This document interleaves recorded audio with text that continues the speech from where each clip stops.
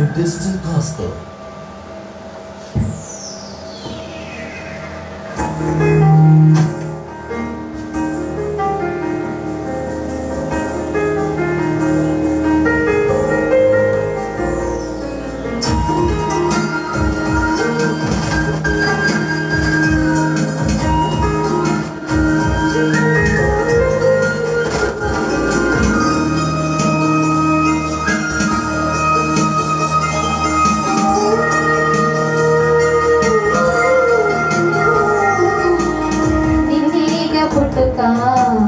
నిరంత నడక రేపేమి చితిక మొనాళ్ళ బ్రతుక భోగాలు కావాలంటూ పాదం భూమిని చుట్టేశాక ఆ గాలి ఏదో చోట కాలం మొత్తం పూర్తయ్యాక నాదంటే నాదనుకుంటూ ఎంతో కొంత పోగేశాక నా వెంట వచ్చేదేంటని చూసే శూన్యం అంతా వెనుక నిన్నేక పుట్టుక నిరంత నడక రేపేమ చితిక మూనాళ్ళ బ్రతుక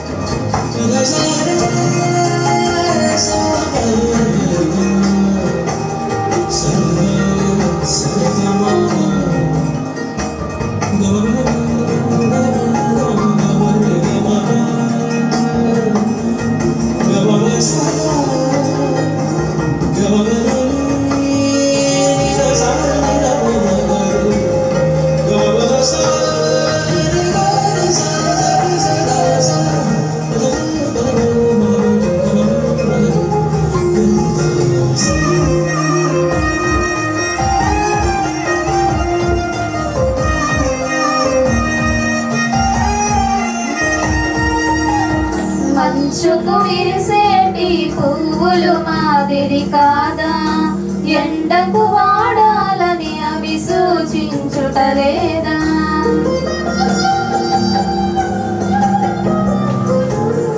తేనుందని మురిసే లోగా తుమ్మెదరాదా మాయగ మకరందం పువ్వుని విడిచిపోదా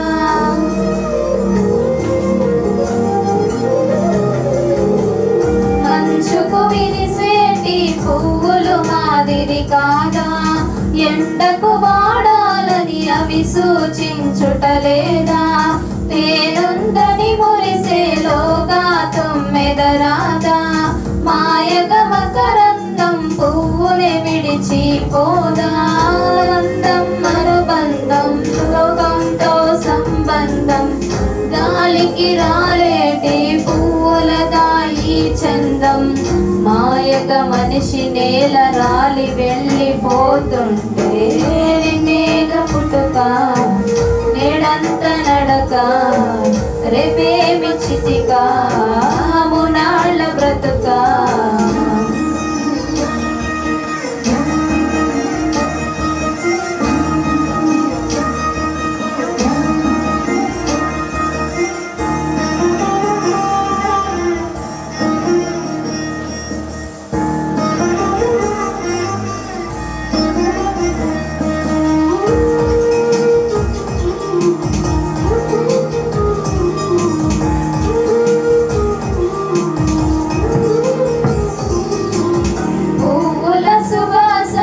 మనిషికి పాఠం కాదా నీతిని వెదజల్లాలని నేర్పించుటలేదా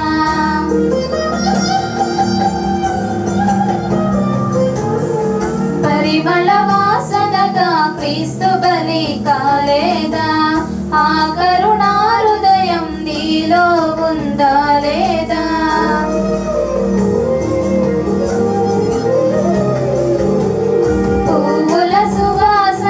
మనిషికి పాఠం కాదా నీతిని వెదజల్లాలని నేర్పించుటలేదా పరిమళ వాసనగా క్రీస్తు బలి కాలేదా ఆ కరుణా హృదయం నీలో ఉందా లేదా మాయను నమ్మొద్దు మాయ చేసి బ్రతకొద్దు నేత్రాశకు లొంగి నిన్ను పొడుచుకోవద్దు లోతు వెనుకకు తిరిగి చూడొద్దు.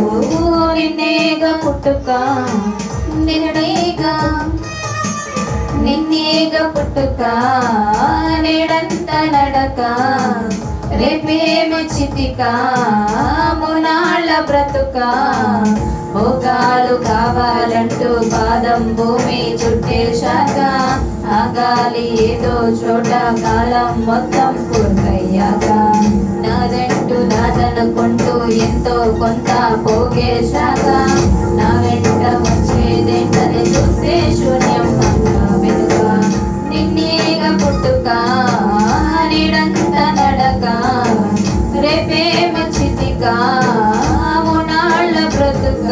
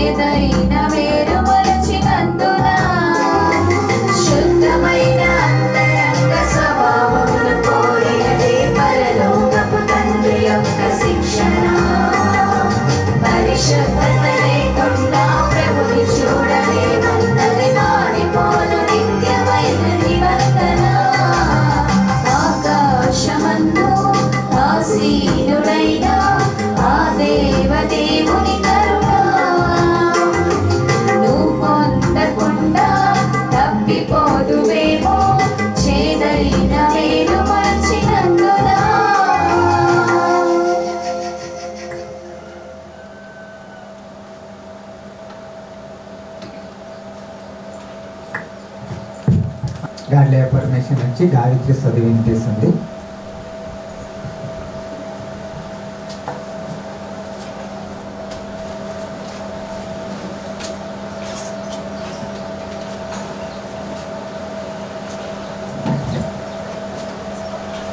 నేను దేవుని కుమారుడను, నా తండ్రి ఆత్మే ఉన్నాడు. నేను కూడా ఒక శక్తివంతమైన ఆత్మను ఈ శరీరములో నివసించుచున్నాను. నేను పూర్ణ శాంతి గలవాడనై నా తండ్రి వలన కాపాడబడుతున్నాను. నా తండ్రి అయిన దేవుడు, ఆయన కుమారుడైన యేసుక్రీస్తు పరిశుద్ధాత్మ సహవాసములో నేను వర్ధిల్లుతున్నాను. నేను ప్రశాంతమైన మనసుతో దేవుని యందు భయభక్తులు కలిగి ఈ జీవిత యాత్రను కొనసాగిస్తున్నాను. ఇప్పటి వరకు నా జీవితాన్ని ఆయన ఎంతో అందంగా అలంకరించాడు. ఇక మీదట కూడా అలంకరిస్తాడు. నేను ఆ పరలోకపు తండ్రి దయ వలన ఎంతో ఆరోగ్యకరమైన స్థితిలో, ఆనందకరమైన స్థితిలో, ఆశీర్వాదకరమైన రక్షణ స్థితిలో ఉన్నాను. నేను దేనికి భయపడను. నా తండ్రి నన్ను విడువడు, ఎడబాయడు. ఆమేన్.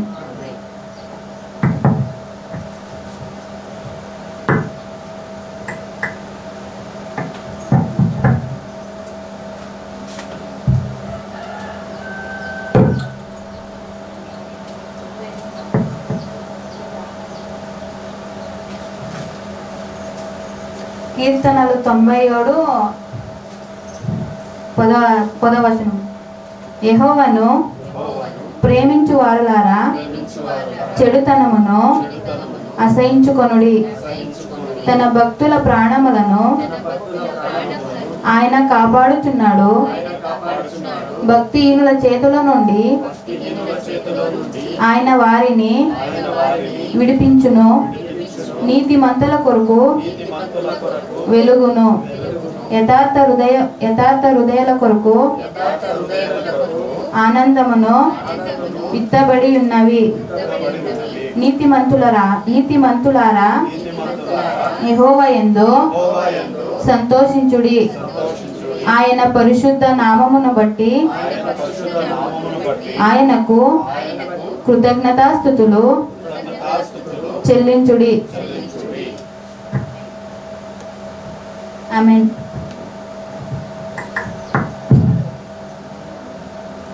గాయత్రి గారికి సంఘం పేరున వందనాలు చెల్లిస్తున్నాను. అలాగే ఫస్ట్ వర్తమానాన్ని మనం నేర్చుకున్నాం ప్రియులారా. సహోదరి గారిని ఈ సమయాన్ని ఆ సహోదరి గారికి అప్పగిస్తూ మనము శ్రద్ధాశక్తులు కలిగి భయభక్తులు కలిగి మన హృదయం అంతా ఇక్కడే కేంద్రీకరించుకొని వర్తమానం విందామండి. సహోదరి గారికి అప్పగిస్తున్నాం.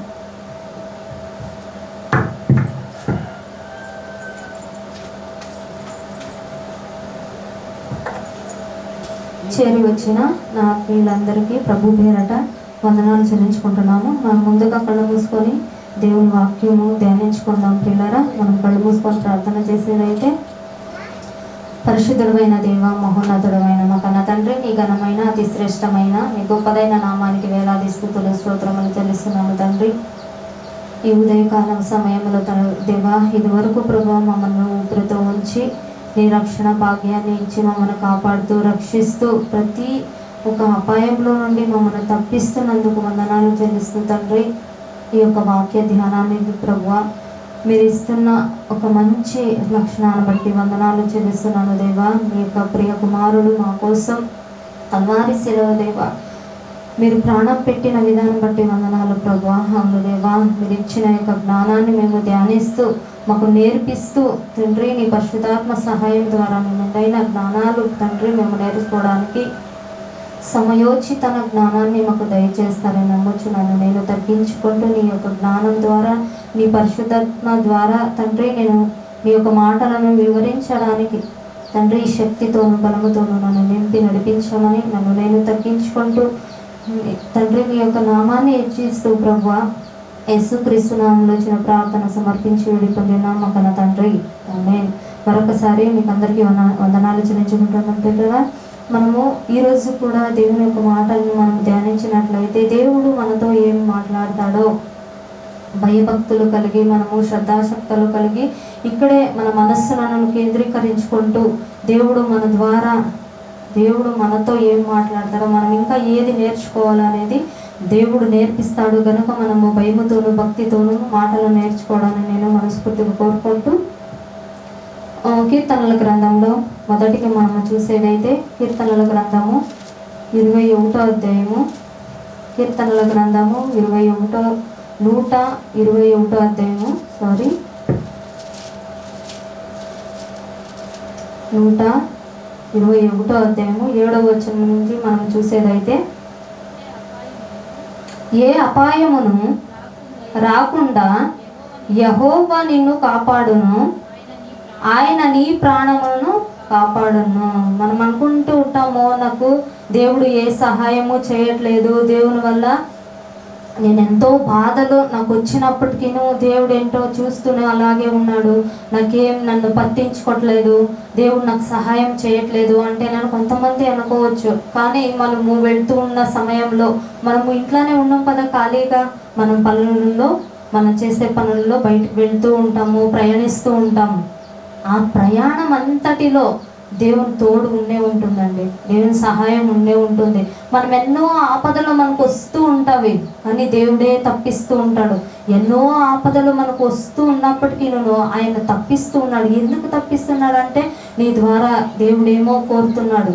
నీ ద్వారా శ్రమల గుండా నువ్వు వెళ్తూ ఉంటే, నువ్వేదో పని వల్ల వెళ్తూ ఉంటే నీ ద్వారా ఏదో కోరుతున్నాడు. ఏది కోరుతున్నాడో, మనము జీవితకాలం అంతా దేవునికి ఇష్ట ప్రకారంగా నడుచుకోవాలని. నువ్వు పరీక్షలో నువ్వు గెలుస్తావా లేదో అంటే నన్ను కాస్తూ ఉంటాడు, ఆయన సహాయము చేస్తూ ఉంటాడు. కానీ మనము మర్చిపోతూ ఉంటాం, దేవుడు ఏం సహాయం చేస్తాడులే, దేవుడు ఏం చేస్తాడు, దేవుడు చూస్తూనే ఉంటాడు, నన్ను అర్థం చేసుకోవట్లేదు, నాకే వస్తూ ఉంటుంది బాధ, ఏ అపాయం నుండి నన్ను తప్పించట్లేదేమో అంటే అనుకోండొచ్చు. కానీ ఆయన అపాయం నుండి తప్పిస్తాడంటేనే వాక్య భాగం సెలవిస్తుంది. అలాగే మనం చూసినట్లయితే ఏ అపాయము రాకుండా యెహోవా నిన్ను కాపాడును, ఏ అపాయము మనకి రాకుండా కాపాడుతూ ఉన్నాడంటే నిజంగా మనము ఆయనకు అనుకూలంగా బ్రతకాలని, మనం మారాలని, ఇంకా నువ్వు మారాలి, నీ ద్వారా నేను ఆశిస్తున్నాను. ఏది ఆశిస్తున్నానంటే మనం నీతిగా కనబడాలని తండ్రి ఆశిస్తున్నాడు. మనము యథార్థంగా కనిపించాలని తండ్రి కోరుతున్నాడు. ఆయనకు మనం ఏ రీతిగా ఉన్నామో మన ప్రయాణంలో మనం అనుకుంటూ ఉంటాం, ఏదో పనుల వల్ల వెళ్ళిపోతూ ఉంటాం, అక్కడ అపాయం ఉంది అనేది గ్రహించము. కానీ ఆయన తప్పిస్తూ ఉంటాడు, మన చేసే పనులలో ఆయన తప్పిస్తూ ఉంటాడు. మనకి గండాంతరం ఉన్నప్పటికీ అక్కడ ఉంది అనే ఒక దేవుడు చెప్పకపోయినప్పటికీ ఆయన తప్పిస్తూ ఉంటాడు. ఆయన దేవుడు నిజంగా మనకి ఏది ముందుందో ఆయనకు తెలుసు. మనం ఏం పని చేస్తున్నామో ఆయనకు తెలుసు కనుక ఆయన అక్కడ అపాయం ఉంది, నా బిడ్డకి అపాయం ఉంది, అక్కడ ఏ ఒక అపాయము బిడ్డకి రాకున్నట్లుగా నేను చూసుకోవాలనేది అని చూస్తూ ఉంటాడు. కానీ మనం అనుకుంటూ ఉంటాము, ఏ అపాయం నుండి మనం తప్పించడం ఏంటి, నన్ను అసలు దేవుడు పట్టించుకోడు, అసలు నేను వెళ్తూ ఉన్నప్పుడు దేవుడు ఏం నన్ను చూసుకుంటాడా, నేను ఒక్కడే నా నేను ఒక్కడే ఉన్నానా ఏంటి, దేవుడు నన్నే చూసేయడానికి అనుకుంటూ ఉంటాము. కానీ అపాయాల నుండి తప్పిస్తాను అంటే నన్ను దేవుని వాక్యం ఇక్కడ కనిపిస్తుంది.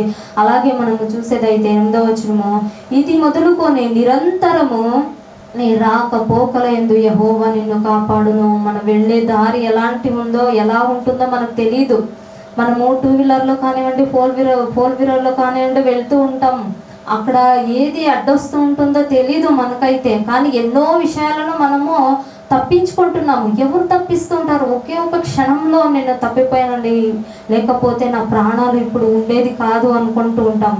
కానీ అలాంటి ఒక అపాయాల నుండి తప్పిస్తూ ఉంటాడు దేవుడు తప్పిస్తూ ఉంటాడు. కనుక మనము కూడా దేవునికి అనుకూలంగా నడవాలి. ఆయన యొక్క మాటలను మనం హృదయపూర్వకంగా మనం విని దాన్ని ధ్యానిస్తూ ఆయనకు మన ప్రయాణాన్ని దేవునికి అప్పగించుకుంటూ వెళ్తూ ఉండాలి. అలాగే మనము అలా వెళ్తూ ఉన్నప్పుడు ఆ అపాయం నుండి మనం దేవుడు తప్పిస్తూ ఉంటాడు. ఏం లేదు దేవునికి చెప్పడం ఏంటి అనే రీతిగా మనం ఉండకూడదు. ప్రతి ఒక్క విషయం మనం వెళ్ళే దారి దేవునికి సమర్పించాలి. నేను వెళ్ళే దారి నా చుట్టూ కంచేసి కాచి కాపాడు అని మన ప్రయాణంలో వెళ్ళేటప్పుడు ఒక్క నిమిషం దేవునికి మనము సమయాన్ని అప్పగించి వెళ్ళే వారముగా మనం ఉండాలి. గనుక మరొక మాటను మనం చూసేదైతే రోమీయులకు రాసిన పత్రిక 8వ అధ్యాయము, రోమీయులకు రాసిన పత్రిక 8వ అధ్యాయము 35వ వచనం మనం చూసేదైతే, క్రీస్తు ప్రేమ నుండి మనలను ఎడబాపు వాడేవాడు శ్రమ అయినను, బాధ అయినను, హింస అయినను, కరువైనను, వస్త్రహీనతైనను, ఉపద్రవమైనను, ఖడ్గమైనను మనలను ఎడబాపున. ఇక్కడ చెప్తున్న మాట క్రీస్తు ప్రేమ నుండి అంటే మనమే తప్పిపోతాము, ఆయన నిజంగా చెయ్యి వదలడు. చెయ్యి చాపి పిలుస్తూ ఉంటాను, నా చెయ్యి పట్టుకుంటారేమో అంటే నా మాట వింటారేమో అని పిల్లలను చూస్తూ ఉంటాడు అని మనమే పట్టించుకోము. ఎందుకంటే ఏదన్నా ఒక శ్రమ వచ్చింది అనుకోండి, కుంగిపోతూ ఉంటాం. ఏదో నాకే వచ్చింది శ్రమ, ప్రపంచంలో ఎవ్వరికి రాలేదేమో. ప్రపంచంలో ప్రతి ఒక్కరూ నిద్రపోతూ ఉంటారు, మనం కూడా నిద్రపోతాం. ఏదో నేను ఒక్కతేనే బాధపడుతున్నట్లు, నేను ఒక్కతే పనుకున్నట్లు, నేను ఒక్కతే పని చేసినట్లు బాధపడిపోతూ ఉంటాం. కానీ ఇక్కడ క్రీస్తు ప్రేమ నుండి ఎవరు కూడా విడదీయలేరండి. నిజంగా ఇక్కడ చూసేదైతే క్రీస్తు ప్రేమ నుండి మనలను ఎడబాపు వాడేవాడు అంటేనండి. అంటే ఏ శ్రమ వచ్చినా ఎవరి వల్ల కుదరదు. అసలు దేవుని ప్రేమ నుండి తొలగించడం ఎవరి వల్ల సాధ్యము లేదు. మొదట మనం ఏమి ఉండాలంటే మనలో వాక్యం ఉండాలి, దేవుని ఆజ్ఞలు ఉండాలి. దేవుని ఆజ్ఞలు మన హృదయపూర్వకం మన హృదయంలో పెట్టుకున్నది అయితే మన దేవుని ప్రేమ నుండి మనల్ని ఎవ్వరు కూడా వేరు చేయలేరు. అదే చెప్తుంది ఇక్కడ, క్రీస్తు ప్రేమ నుండి మనల్ని ఎడబాపు వాడెవడు శ్రమ అయినను, బాధ అయినను. శ్రమ కాసేపంత శ్రమ వచ్చింది అనుకోండి, మనం చాలా బాధపడిపోతుంటాం. దేవుడు ఏంటో నన్ను చూడట్లేదు, దేవుడేంటో నేను ఎంత బాధపడినప్పటికీ దేవుడు కరుణించట్లేదు. ఎందుకు శ్రమ వస్తుంది? నువ్వు పరీక్షలో గెలవాలని వస్తుంది, నువ్వు ఓడిపోకూడదు, ఈ శ్రమ తట్టుకోవాలని వస్తుంది. నువ్వు తట్టుకుంటావా లేదా అని కొన్ని దేవుడే పంపిస్తూ ఉంటాడు, దేవుడే ఆజ్ఞయిస్తూ ఉంటాడు. ఆ శ్రమ వచ్చింది అంటే నువ్వు ఆ పరీక్షలో గెలవాలని వస్తుంది. అప్పుడప్పుడు చూడండి, ఎగ్జామ్లో పిల్లలకు ఎగ్జామ్ పెడుతూ ఉంటారు స్కూల్లో. ఎందుకు పెడుతూ ఉంటారు? వీళ్ళు బాగా నేర్చుకోవాలి, వీళ్ళు బాగా చదవాలి, ఆ పరీక్షలో గెలవాలి అంటేనని పరీక్ష పెడుతూ ఉంటారు. పరీక్ష పెట్టారు అంటేనని సిస్టర్ని కావాలంటే మేడం కావాల్సిందండి, లేక సార్ని కావాలండి అడిగేదానికి కుదురుతుందా? మనకు కుదరదు. ఎందుకంటే వాళ్ళు శ్రమ పెట్టి వాళ్ళు పరీక్ష పెట్టారు అంటే అది మంచిదానికే, మనం నేర్చుకోవాలని పెడుతూ ఉంటారు. అందుకే దేవుడు కూడా ఇక్కడ శ్రమ వచ్చింది అంటే నిన్ను పరీక్షలో గెలిపించడానికి ఆ శ్రమ వచ్చింది, అది మంచికే. మనము ఓర్చుకోవాలి, దేవుని సహాయం కోరవాలి. ఇది నా వల్ల కుదరట్లేదు తండ్రి మీరు సహాయం చేయండి అంటే తండ్రి వేడుకోవాలి. మనము శ్రమ వచ్చింది అంటే దేవుణ్ణే మర్చిపెట్టే వారంగా ఉంటారు. అందుకే దేవుణ్ణి కష్టాల్లో మాత్రమే జ్ఞాపకం చేసుకుంటూ ఉంటారు. దేవుడేంటో నాకు ఇలా చేశాడు, దేవుడేంటో నేను శ్రమల గుండెలో వెళ్ళినప్పటికీ దేవుడు నన్ను చూడట్లేదు అంటే చాలా మంది అనుకుంటూ ఉంటారు. శ్రమ వచ్చేసరికి, బాధ వచ్చేటప్పటికి దేవుణ్ణే మర్చిపోతూ ఉంటారు. కానీ బాగున్నప్పుడు, సంతోషంగా ఉన్నప్పుడు అప్పుడు దేవుని మర్చిపోతూ ఉంటారు. సంతోషంలో ఉన్నప్పుడు కూడా దేవుని మర్చే వారంగా ఉండకూడదు. మనం చేసే పనుల్లో కూడా దేవుణ్ణి మర్చిపోకూడదు. ఎందుకంటే ఆయన సహాయం లేకుంటే మన ఆపదల నుండి ఎవరు తప్పిస్తారు? సాతాను ఇంకా వాని బుట్లోకి వేసుకుంటూ ఉంటాడు. సాతాను వేసే ఒక విత్తనాలు మనం ఆకర్షించామనుకోండి, వాళ్ళ బుట్లోకి వెళ్ళిపోతూ ఉంటాం, మన వలలోకి చిక్కుపోతూ ఉంటాం. అందుకే ఆ యొక్క సన్నివేశంలో దేవుని మాటలు జ్ఞాపం చేసుకోవాలి. శ్రమ వచ్చినప్పుడు దేవుడే సహాయం చేయగలడు, ఆయనే విడిపించగలడు. అలాగే మనం చూసినట్లయితే శ్రమ అయినను, బాధ అయినను, హింస అయినను.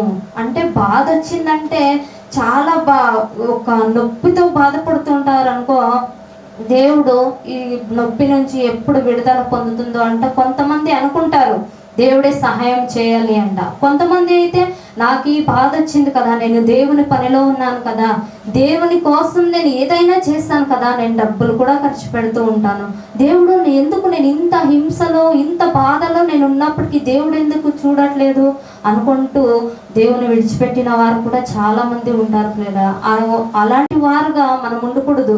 ఇక్కడ శ్రమ అయినను, బాధ అయినను, హింస అయినను, అంటే హింస చాలా కురుపులతో బాధపడిన యోబు గారి జీవితం మనం చూసేదైతే, యోబు గారికి చాలా అంటే కురుపులు వచ్చి కుక్కులు నాకుతుంటే అది ఒక దీంతో తీసుకొని గోక్కునేవాడంట, చిల్ల పెంకుతో తీసుకొని గోక్కునేవాడంట. అంత బాధ వచ్చినప్పటికీ నోటి ద్వారా ఏ మాట కూడా అనలేదండి. నిజంగా అలాంటి ఒక భక్తి ఉందా? లేదండి. మనకు చాలా అంటే విశ్వాసం కోల్పోతున్నారు, చాలా అంటే దేవుని ప్రేమ మర్చిపోతున్నారు. బాధ వచ్చినప్పుడే దేవుడు జ్ఞాపకం చేసుకుంటూ ఉంటారు, కానీ సంతోషంగా ఉన్నప్పుడు, నెమ్మదిగా ఉన్నప్పుడు దేవుని మర్చిపోయేవారుగా ఏ ఒక్కరు కూడా ఉండకూడదు. కానీ ఎంత బాధ వచ్చినా, ఎంత కురుపులు బాధిస్తున్నా, అది వేధిస్తున్న యోబు గారి యొక్క సహనము చూడండి, యోబు గారు ఒక విశ్వాసం చూడండి, ఎంత ఆశ్చర్యం అనిపిస్తుంది. అంటే మనకి ఏదన్నా ఒక నొప్పి, ఒక జ్వరం కానివ్వండి, ఒక 2 రోజులు వదిలేదనుకోండి, దేవుడేంటో ఇలా చేశాడు, దేవుడేంటో ఈ బాధను తొలగించట్లేదు, నేను నొప్పిని తట్టుకోలేకపోతున్నాను, నేను ఆ బాధను తట్టుకోలేకపోతున్నాను అంటే దేవుణ్ణే నిందించే వారంగా ఉంటారు కొంతమంది. మనం అలా రీతిగా ఉండకూడదు. భక్తుల జీవితాలు మనం చూసేదైతే యోబు గారు ఎంత సహనముగా ఉండి నిజంగా అంత బాధ వచ్చినప్పటికీ తట్టుకున్నారు ఆయన. అలాగే మనం చూసేదైతే చాలా బాధపడుతూ దేవుణ్ణి మహిమపరిచాడు.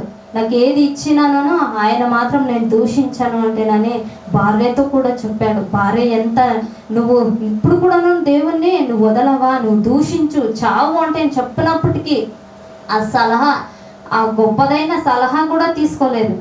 ఆ గొప్పదైన సలహా సాతాను ఇచ్చిండే సలహా, అలాంటి ఒక సలహా కూడా తీసుకోక నిజంగా ఆ బాధలో కూడా దేవుని మహిమపరిచాడు.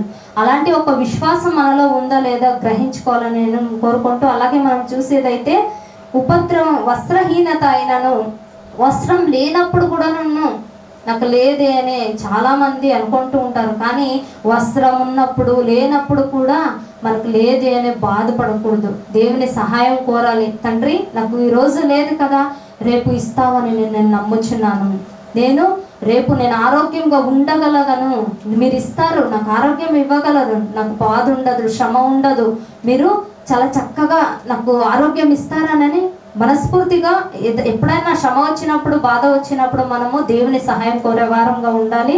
అలాగే మనం చూసినట్టయితే ఉపద్రవమైనను, ఖడ్గమైనను మనలను ఎడబాపున, అలాంటిది దేవుని ప్రేమ నుండి, ఆ శ్రమ మనలను దేవుని ప్రేమ నుండి వదిలేసే వారంగా ఉండకూడదు. శ్రమ వచ్చినా, బాధ వచ్చిన, హింస వచ్చిన, ఏదొచ్చినా ఆయన ప్రేమ నుండి ఎడబాపున అనేది దేవుని వాక్యం ఉంది. కనుక మనము ఏది నేర్చుకోవాలంటే, ఏదన్నా శ్రమలు, బాధలు, ఇబ్బందులు ఏదన్నా వచ్చినప్పుడు ఆయన సహాయం కోరే వారంగా ఉండాలని నేను మనస్ఫూర్తిగా కోరుకుంటూ, మరొక మాటను మనం చూసేదైతే తెసలోనిక రాసిన 2వ పత్రిక, తెసలోనిక రాసిన 2వ పత్రిక 3వ అధ్యాయము 3వ వచనం మనం చూసేదైతే, తెసలోనికకు రాసిన 2వ పత్రిక 3వ అధ్యాయం 3వ వచనం, ఆయన మిమ్మును స్థిరపరచి దుష్టత్వము నుండి కాపాడును. మనల్ని స్థిరపరుచుతాడంట. మొదట దేని ద్వారా స్థిరపరుచుతాడు? ఆయన వాక్యం ద్వారా మన హృదయంలో స్థిరపరుచుతాడు. మొదట మనం ఎలా ఉండాలంటే ఆయన మాటలను శ్రద్ధగా వినే వారంగా ఉండాలి. శ్రద్ధగా విని హృదయంలో పెట్టుకునే వారంగా ఆయన స్థిరపరుస్తాడంట. మన దుష్టత్వం, ప్రతి దుష్టత్వం నుండి ఆయన కాపాడుతాడు. దుష్టత్వం అంటే అలాగే మనం కింద చూసినట్లయితే పుట్నోట్లో దుష్టుని నుండి, దుష్టత్వము అంటే దుష్టుని నుండి, దుష్టుడు వేసే ఒక హట్టి బాణాల నుండి దేవుడు తప్పిస్తూ ఉంటాడు.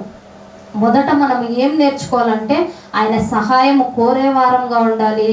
మనము కష్టం వచ్చినా, బాధ వచ్చినా, హింస వచ్చినా, ఏదన్నా కానివ్వండి, సంతోషంగా ఉన్నప్పుడు కూడాను ఆయన ప్రేమను మనం రుచి చూసే వారంగా ఉండాలి. వదిలిపెట్టే వారంగా ఉండకూడదు. ఏ ఒక్కరును కష్టం వచ్చింది అంటే దేవుని వదిలేసే వారంగా ఉంటే అన్నిలో ఒకసారి మేలు అనిపిస్తుంది. వాళ్ళకి కష్టం వచ్చినా, సుఖం వచ్చినా వాళ్ళు చాలా స్థిరముగా నిలబడుకుంటారు. అలాగే మనము దేవుని వాక్యం వినేవారు ఎలా ఉండాలంటే ఆయన సహాయము కోరుకుంటూ ప్రతి క్షణము దేవుని మాటలను మన హృదయంలో పెట్టుకునేదైతే దుష్టుని అగ్ని బాణాల నుండి దేవుడు తప్పిస్తూ ఉంటాడు.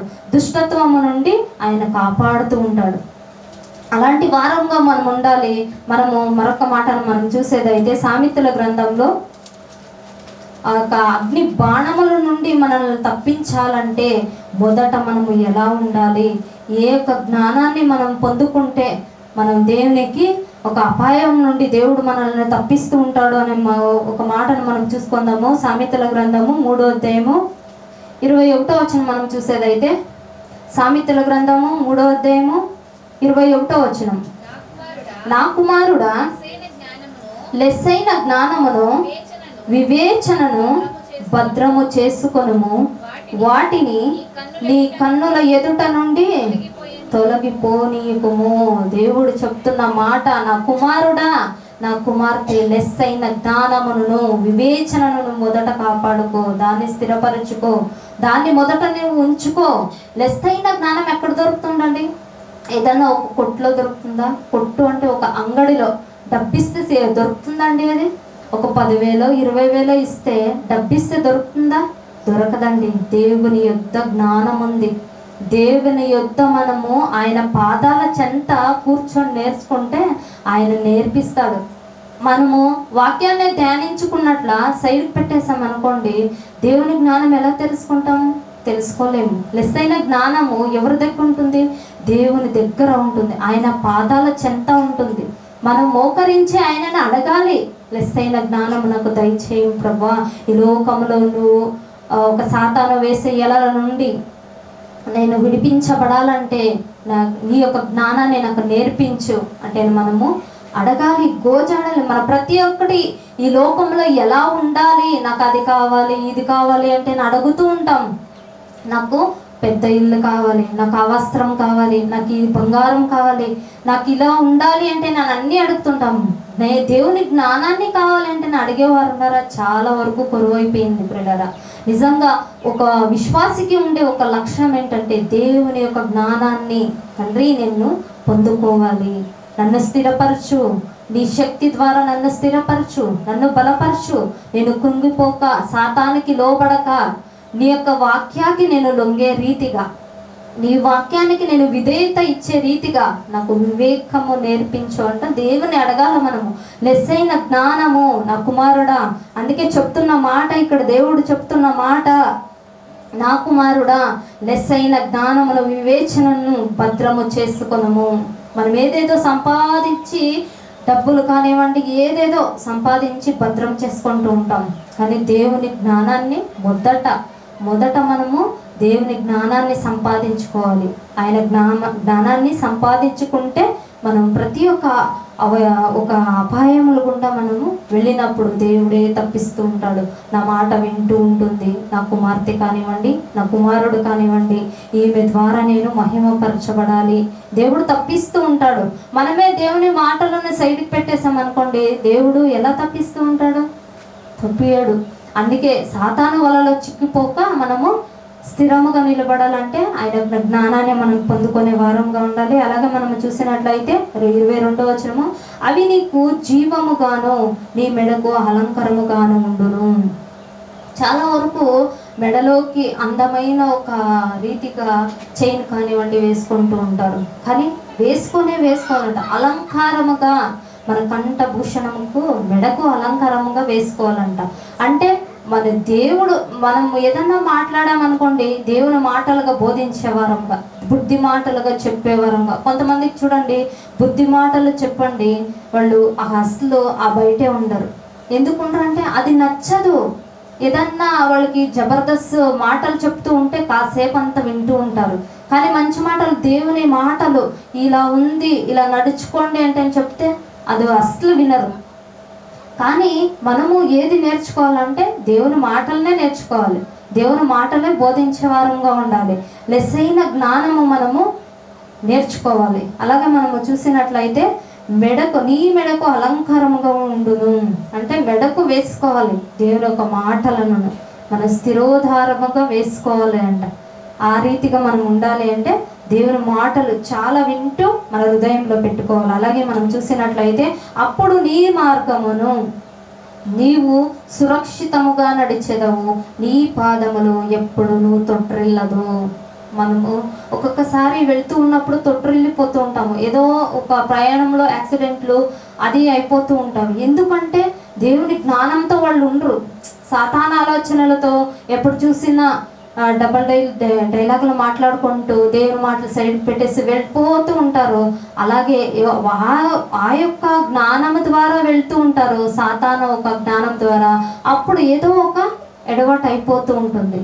కనుక మనము మన ప్రయాణము సురక్షితంగా ఉండాలంటే అప్పుడు నీ మార్గమును నీవు సురక్షితముగా నడిచేదవు. ఎప్పుడు నడుస్తుంది? లెస్ అయిన జ్ఞానము వివేకము మన హృదయంలో పెట్టుకున్నప్పుడు, ఆయన మాటల ద్వారా మనం నడుస్తూ ఉన్నప్పుడు మనము ఆ రీతిగా నడవగలము. మన ప్రయాణము సురక్షితముగా ఉండాలంటే మొదట మన ప్రయాణాన్ని దేవునికి అప్పగించే వారంగా ఉండాలని నేను మనస్ఫూర్తిగా కోరుకుంటూ, మరొక ఒక భక్తుని గురించి మనం ధ్యానం చేసుకున్నట్లయితే దానియేలు గ్రంథము 6వ అధ్యాయము, దానియేలు గ్రంథము 6వ అధ్యాయము 22వ వచనం మనం చూసినట్లయితే, దానియేలు గ్రంథము 6వ అధ్యాయము 22వ వచనం.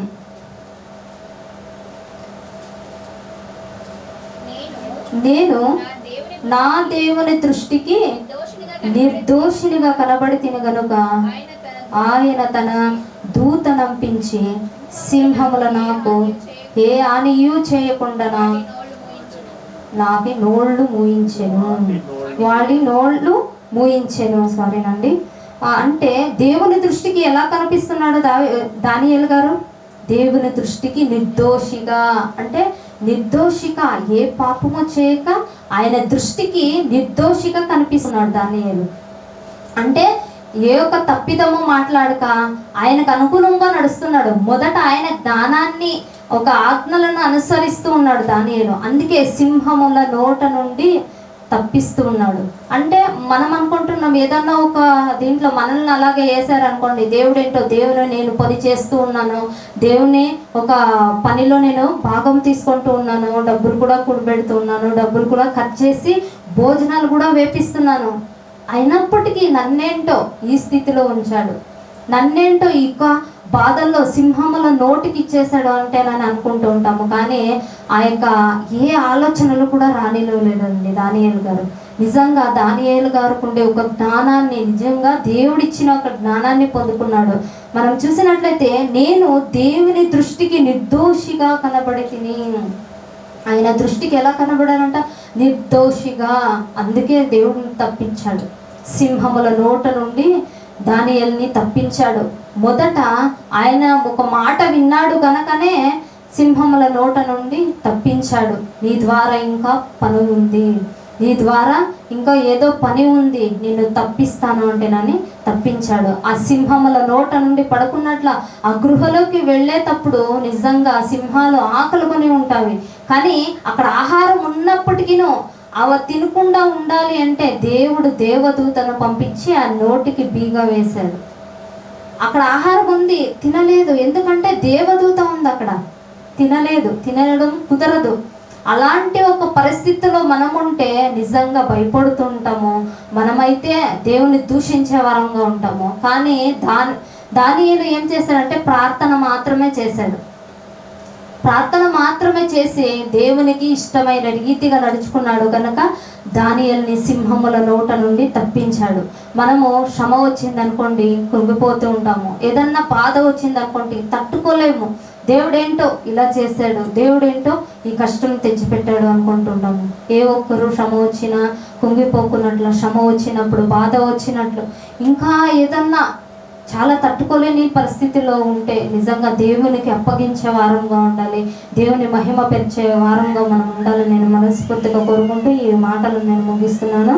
మనం కళ్ళు మూసుకొని ప్రార్థన చేసేదైతే, పరిశుద్ధుడు అయిన దేవ, మహోన్నతుడు అయిన మా కన్న తండ్రి, నీ ఘనమైన నామానికి స్తుతులు స్తోత్రములు చెల్లిస్తున్నాము తండ్రి. ఇంతసేపు ప్రభు విలువైన మాటల ద్వారా మాకు వినిపింపజేసినందుకు వందనాలు చెల్లిస్తున్నాము తండ్రి. అవును ప్రభు, భక్తుల జీవితాలు మేము చూసినట్లయితే తండ్రి, వాళ్ళు ఎన్నో బాధలు పడినప్పటికీ నిన్ను దూషించక నిన్ను మహిమపరిచారు. ఆ బాధను తట్టుకొనడానికి నీ యొక్క జ్ఞానాన్ని కోరారే తప్ప తండ్రి నిన్ను దూషించలేదు. మేమైతే ప్రభువా చాలామంది ప్రభువా నిన్ను దూషించేవారుగా చిన్ని చిన్ని విషయాలకే నిన్ను దూరం పెట్టే వారంగా ఉన్నామేమో తండ్రి. మమ్మల్ని క్షమించండి, దయతో కనికరించండి. అలాంటి వారి గురించి ప్రభువా మీరే ఒక జ్ఞానాన్ని నేర్పిస్తూ నీ యొక్క మాటల ద్వారా వాళ్ళ హృదయంలో ఉండే రీతిగా తండ్రి నడిపించండి, బలపరచండి. నన్ను నీ చేతుల్లో పెడుతూ నీ యొక్క సహాయం ద్వారా తండ్రి మాట్లాడిన విధానం బట్టి వందనాలు చెల్లిస్తూ ఈ మాటలు నూరంతలుగా ఫలించేటట్లుగా సహాయం చేయమని ఘనత మహిమ ప్రభావం మీకు ఒక్కరికే చెల్లిస్తూ యేసుక్రీస్తు నామములో వచ్చిన ప్రార్థన సమర్పించి వేడుకొని ఉన్నాం మా కన్న తండ్రి, ఆమేన్. మరొకసారి వందనాలు చెల్లించుకుంటున్నాను. Thank you.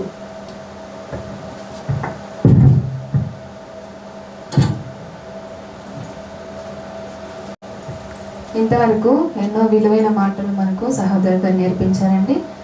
First of all మనం ఎలా ఉండాలి అంటే యథార్థత కలిగి ఉండాలి. దానియేలు గారు ఎలా ఉన్నారండి? యథార్థత కలిగి ఉన్నాడు. యథార్థవాది లోక విరోధి అంటారు. అంటే ఎవరైతే యథార్థంగా బ్రతుకుతుంటారో వాళ్ళే లోకానికి విరుద్ధంగా ఉన్నట్లు. యథార్థవాది ఎవరికి నచ్చరు, ఎందుకంటే ఉన్నది ఉన్నట్లు మాట్లాడతాడు కాబట్టి.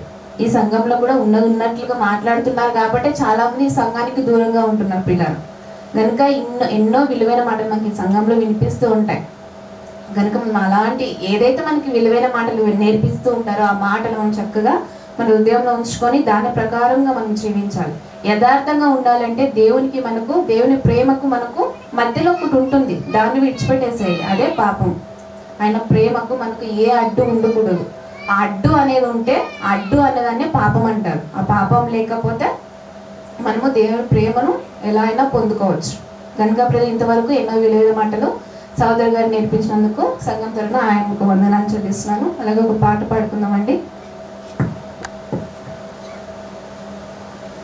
ఒక పాట పాడుకుందాం, దేవుని నామానికి మహిమ పలుకుదాం.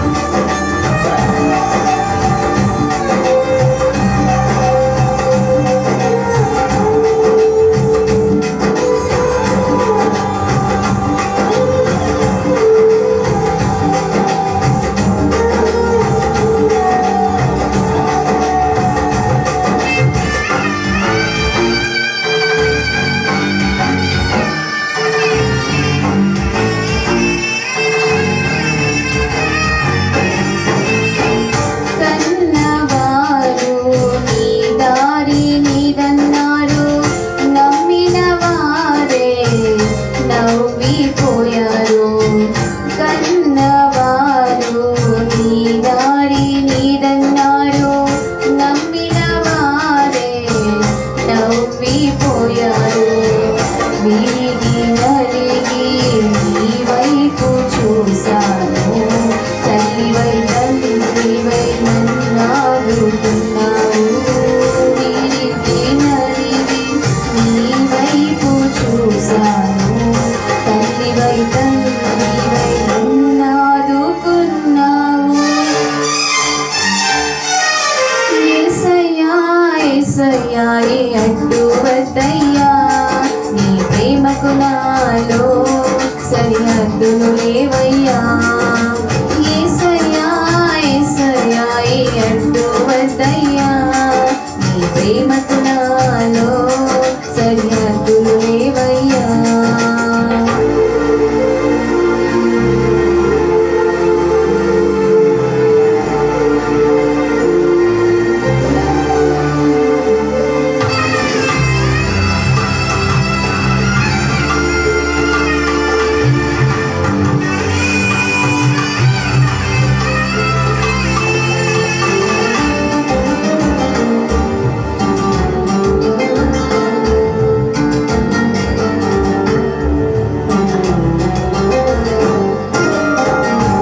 ఎందరెందరిలో నన్నెన్నుకున్నావు, ఎంతగానో ప్రేమించి లాలించావు. ఎందరెందరిలో నన్నెన్నుకున్నావు, ఎంతగానో ప్రేమించి లాలించావు. నా ఊపిరి నా ప్రాణము నీ దయలోని నా జీవితం. నా ఊపిరి నా ప్రాణము నీ దయలోని నా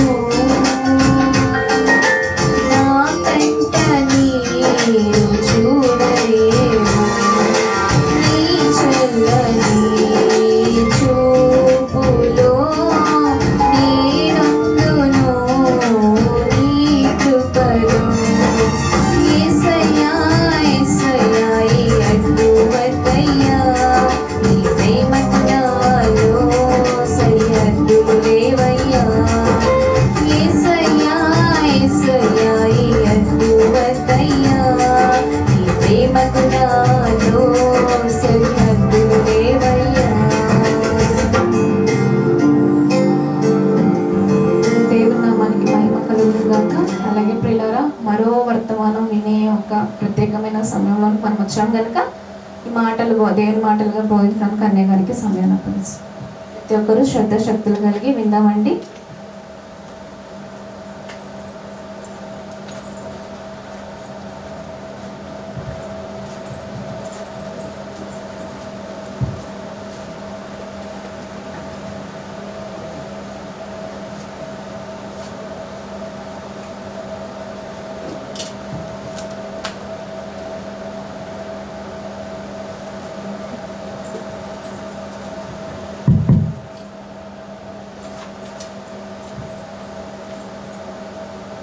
మనం కళ్ళు మూసుకొని ప్రార్థించుకొని వాక్య భాగానికి వెళ్దాం.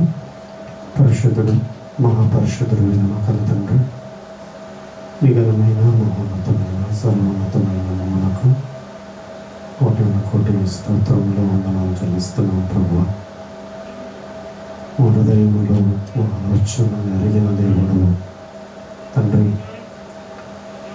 మా హృదయంలో మేమేం ఆలోచిస్తామో ఆలోచనలను ఎరిగిన దేవుడు, గొప్ప దేవుడు.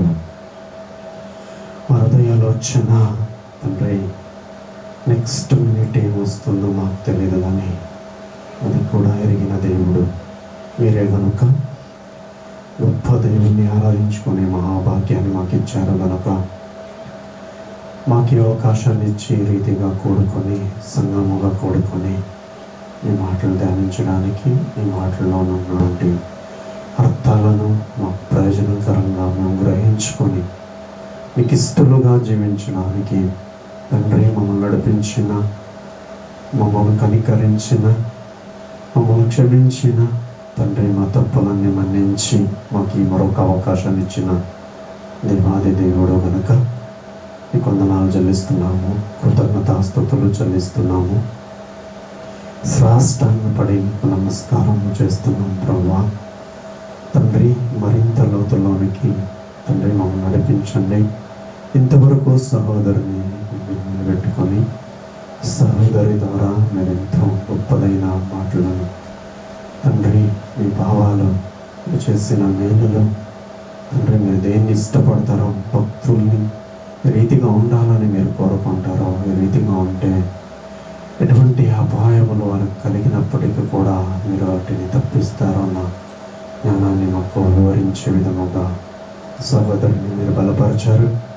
అదేవిధంగా తండ్రి సహోదరుడు నాగరాజును భార్యను మీరు నిలబెట్టుకొని అర్థగర్భితమైన పాటల ద్వారా తండ్రి మీ నామాన్ని మహిమపరుచుకున్నారు.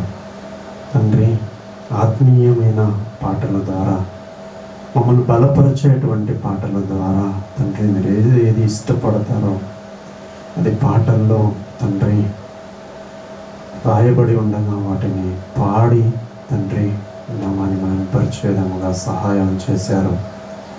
వారికి ఇచ్చిన తెలివిని, జ్ఞానమును బట్టి మీ కృతజ్ఞతాస్తుతులు చెల్లిస్తున్నాము. ముందున్నటువంటి సమయాన్ని తండ్రి మీ పాద సన్నిధిలో సమర్పించుకుంటున్నాము. తండ్రి నన్ను కూడా మీ పాద సన్నిధిలో సమర్పించుకుంటున్నాను. నా మాటలు నేర్పరితనం కాదు, కానీ తండ్రి ప్రయోజనకరంగా వచ్చిన వారికి ప్రయోజనకరంగా ఆశీర్వాదకరంగా ఉండలాగున ఈ పరిశుద్ధ ఆత్మ సహాయము ద్వారా నాతో కూడా మీరు మాట్లాడి వినువారికి వినగలిగే చెవులను తండ్రి గ్రహించే మనస్సును దయచేయమని ఈ పాదాలు పట్టుకొని వేడుకొనుచున్నాను. సహాయము చేయండి. నీ మహిమార్థముగా సంఘములో తండ్రి ఆరాధన కూటాన్ని జరిగించుకోమని, అందరికీ ఆశీర్వాదకరంగా నడిపించమని తండ్రి ఏదైతే మాట్లాడాలనుకుంటున్నానో అది నా ప్రేరేపణ కాదు, నీ చిత్తమే. నీ నామ మహిమార్థముగా తండ్రి మాట్లాడటకు సహాయం చేయమని సమస్తము ఎరిగిన వాడు కనుక ఈ పాద సన్నిధిలోనికి ప్రార్థన సమర్పించుకుంటూ నీ నామాన్ని గణపరుస్తూ నన్ను తగ్గించుకొని నీ నామాన్ని ఎక్కువపరుస్తూ యేసయ్యాని అతి పరిశుద్ధమైన నామమున చిన్న ప్రార్థన ఆలకించమని వేడుకుంటూ బతిమాలుకుంటూ వేడుకొని పొంది ఉన్నామని నమ్ముచున్నాను నా కన్న తండ్రి. ఆమేన్. ప్రభు పేరిట చేరవచ్చిన మీ అందరికీ ఒకసారి హృదయపూర్వక వందనాలు చెల్లిస్తున్నాను. నాకు ఈ అవకాశాన్ని ఇచ్చిన దేవాది దేవునికి కృతజ్ఞతాస్తుతులు కూడా చెల్లిస్తున్నాను. మనం ఒక్కొక్క వచనాన్ని చూసుకొని మనం కిందాం. రోమపత్రిక 8వ అధ్యాయము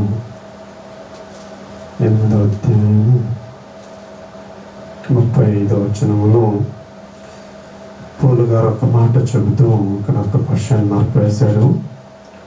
దాని గురించి ఈరోజు ట్రాఫిక్ వేరే ఉంది కనుక అక్కడ ఒక పాయింట్ దొరికింది కనుక అక్కడ నుంచి నేను స్టార్ట్ చేయాలనుకుంటున్నాను. చూడండి పిల్లరా, ఒక క్వశ్చన్ మార్క్ వేసాడు అక్కడ పౌలు గారు. వేశాడు 8వ అధ్యాయం 35వ వచనంలో, క్రీస్తు ప్రేమ నుండి మనులను ఎడబాపువాడు ఎవడు? మొదట ఎవడు? క్రీస్తు ప్రేమ నుండి మనులను ఎడబాపువాడు ఎవడు? ఇక్కడ చూడండి, ముందుకు శ్రమ అయినను, బాధ అయినను, హింస అయినను, కరువైనను, వస్త్రహీనతైనను, ఉపద్రవమైనను, ఖడ్గమైనను మనలను ఎడబాపునా అన్నాడు. అక్కడ పెట్టాడు. ఏం పెట్టాడండి? అక్కడ కూడా క్వశ్చన్ మార్క్ పెట్టాడు. క్వశ్చన్ మార్క్ పెట్టాడంటే వీటిని గురించి మీరు ఆలోచించండి. వీటిని గురించి ఆలోచించినప్పుడు అక్కడ ఆన్సర్ కూడా ఉంటుంది. ఎవరు? ఇక్కడ మొదటి క్వశ్చన్ మార్క్ గురించి మనం ఆలోచిద్దామండి. ఏం ఆలోచిద్దామంటే, మనలను ఎడబాపువాడు, క్రీస్తు ప్రేమలో నుండి మనలను ఎడబాపువాడు ఎవడు? మీకేమనిపిస్తుంది? ఎవరైనా ఎడబాపగలరా? ఎవరైనా ఉన్నారా ఈ లోకంలో? క్రీస్తు ప్రేమలో నుండి మనల్ని ఎడబాపే వాళ్ళు ఎవరైనా ఉన్నారా? ఉన్నారా లేదా? ఉన్నాడా? Right answer. ఎవరు? ఉన్నాడు, ఒక్కడున్నాడు. అందుకే అక్కడ పౌలు గారు అన్ని తెలిసిన గొప్ప మహనీయుడు కనుక అక్కడ ఏం చెప్పాడంటే, ఎవడు అన్నాడు. ఉన్నాడు, ఎవడో ఒక్కడు అని అర్థం చేసుకోవాలి మనం. ఉన్నాడు కదా, ఉన్నాడు. ఉన్నాడా లేదా? మీరు క్రీస్తును నమ్మినప్పటి నుంచి, నేను కానీ మీరు కానీ నమ్మినప్పటి నుంచి ఆయన ప్రేమకు దూరం చేసేటువంటి ప్రేరేపణ, ఆలోచన మనలో జరిగిందా లేదా? నా క్వశ్చన్ ఇది, పౌలు గారి క్వశ్చన్ కాదు. జరిగాయా లేదా? జరిగాయా? జరగలేదా?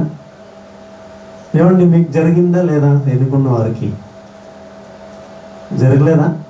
ప్రభు నమ్మినప్పటి నుంచి క్రీస్తు ప్రేమ నుండి ఎడబాపడం అన్నది జరిగిందా లేదా మీ జీవితాల్లో?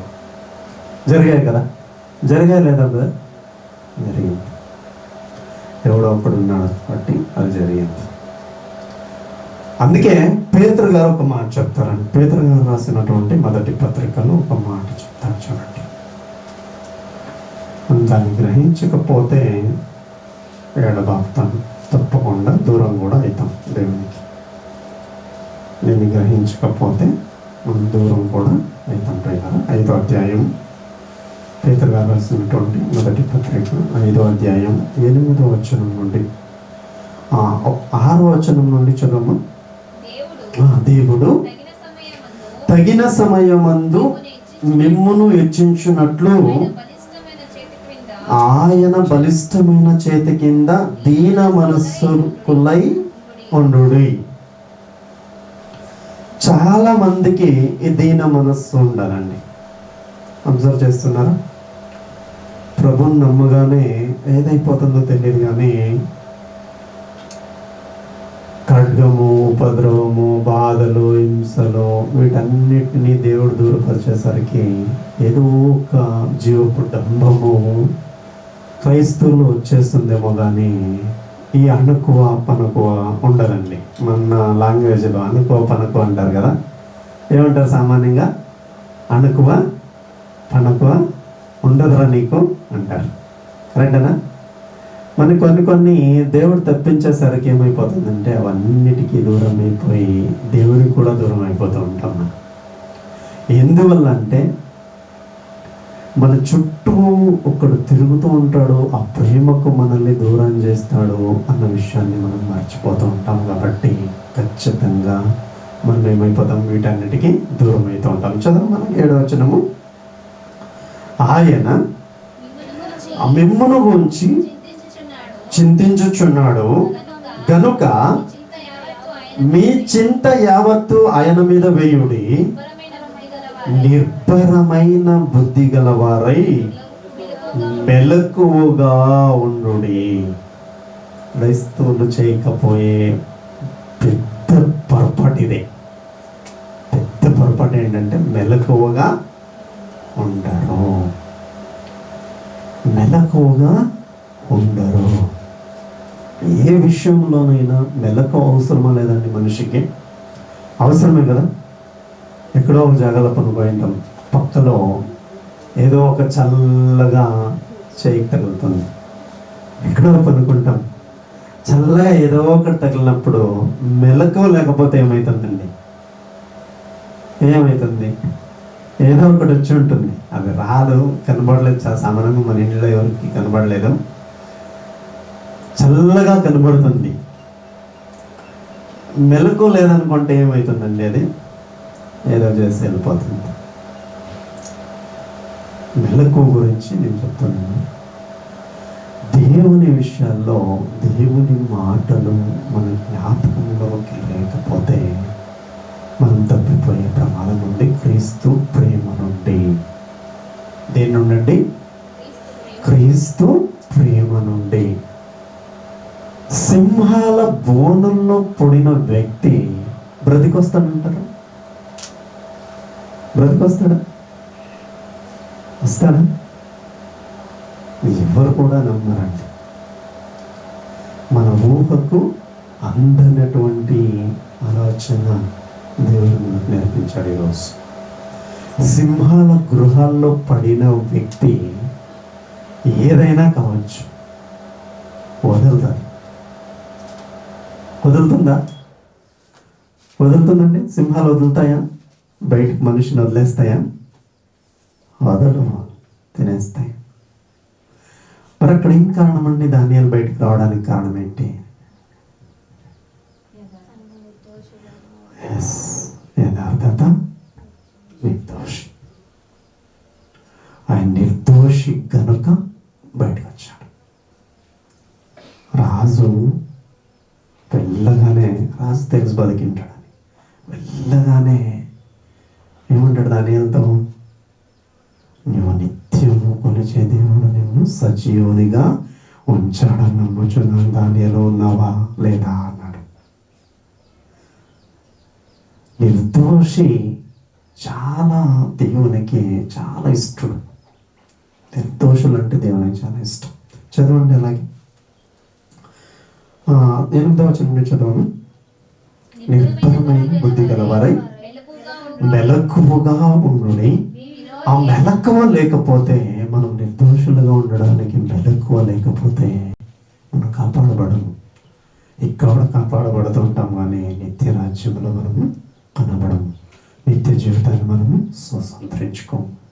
చదవము అలాగే. మీ విరోధి అయిన అపవాది గర్జించు సింహము వలె ఎవరిని మింగుదునా అని వెతుకుతూ తిరుగుతూ ఉంటాడు.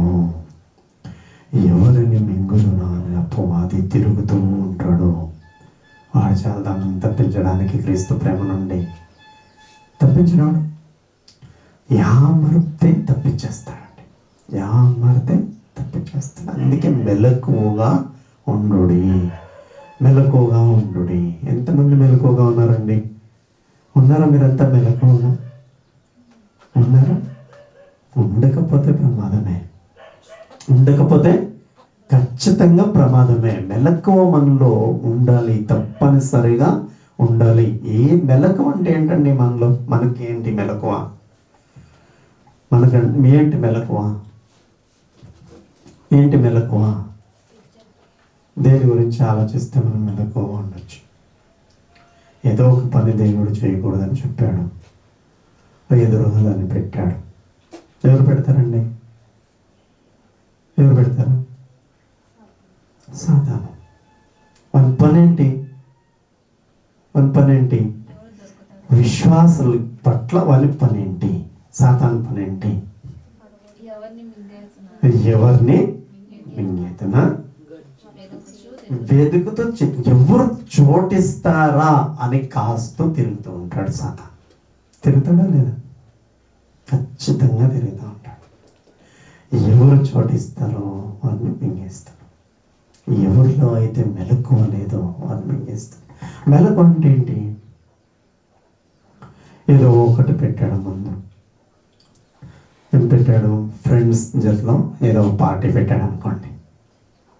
ఫ్రెండ్స్ ఆత్మీయులు పిలుస్తారు, అలా వెళ్దాం, ఊరికి నువ్వు కూల్ డ్రింక్స్ తాగుదురా అంతవరకు వెళ్తారు.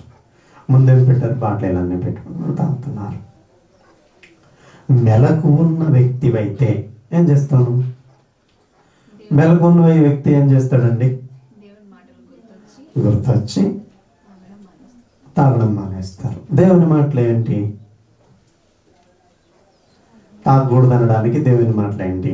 అవన్నీ ఆలోచించాలి. ఆలోచిస్తేనే మనకి జ్ఞాపకం ఉంటుంది. దేవుని మాటలు ఏంటి? Very good answer. తాగుబోతులు దేవుని రాజ్యాన్ని స్వతంత్రించుకోరు. అలాగే ఇంకా ఉంటుంది, ఇంకా మంచి పాయింట్ ఉంది. Very good. నీ దేహము దేవుని ఆలయము. దాన్ని పాడు చేస్తే నేను నిన్ను పాడు చేస్తాను అన్నాడు. అది గుర్తొచ్చింది అనుకోండి, తాగుతావా? మెలకువ కదా ఇది. క్రైస్తవుల్లో మెలకువ అన్నది ఇది ఉండాలా వద్దా? ఖచ్చితంగా ఉండాలండి. అందుకే చూడండి, ఇంకొక వచనం చూసుకుందాం ప్రియులారా. సామెతల గ్రంథము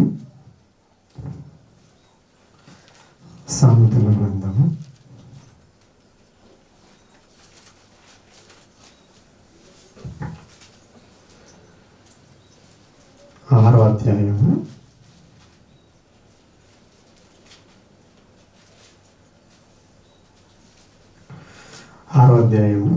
4వ వచనం నుండి